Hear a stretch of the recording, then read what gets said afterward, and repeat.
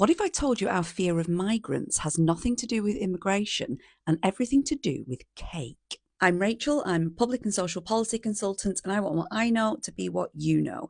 And today we're talking about zero-sum logic.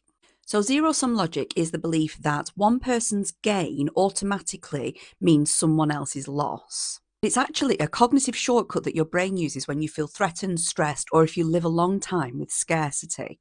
The scarcity mindset is about the constant awareness or fear that there isn't enough to go around when actually there is. Even now, all we hear from our politicians is tough choices about finite resources. Your brain becomes hardwired to look for threats to those resources. But I thought this was about cake. Well, the cake or pie analogy is used very commonly by economists and social policy theorists when explaining zero-sum logic. So let's imagine all the resource that we have in the UK as a cake. So you see somebody else eating the cake, getting more attention, more resources, more benefits, whatever it is that they're getting, and the brain thinks, that's a piece of cake that I can't have anymore. The cake is shrinking. We never think the system must have created more cake. We think my piece has potentially gone. And when it comes to immigration, we feel it more keenly than ever. We see people coming here to take our cake. So the media narratives and the political narratives that we're bombarded with around housing, around NHS places, around school places, around jobs, around money in general, these are all framed as finite resources. And the more people, the smaller the slices get. That's the perception. That's zero-sum logic. Resources aren't fixed. Infrastructure expands. And if I'm going to beat the hell out of this analogy, immigrants don't take our cake. They help us to bake more.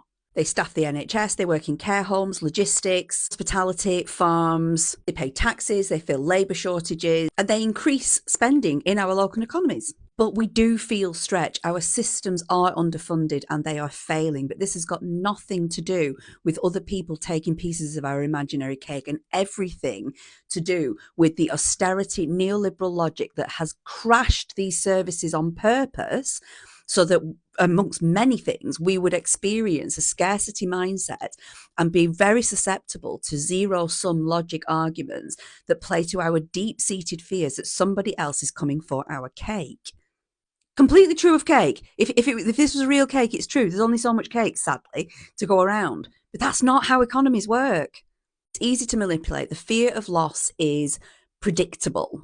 So instead of addressing the reasons that our social services, our welfare state, our infrastructure, our transportation is collapsing, underfunding, privatisation, infrastructure decay, wealth inequality, wealth concentration at the top, council tax, because that's my whole thing. Instead of looking at those things, it's easier to point to immigrants and say, they're taking your cake.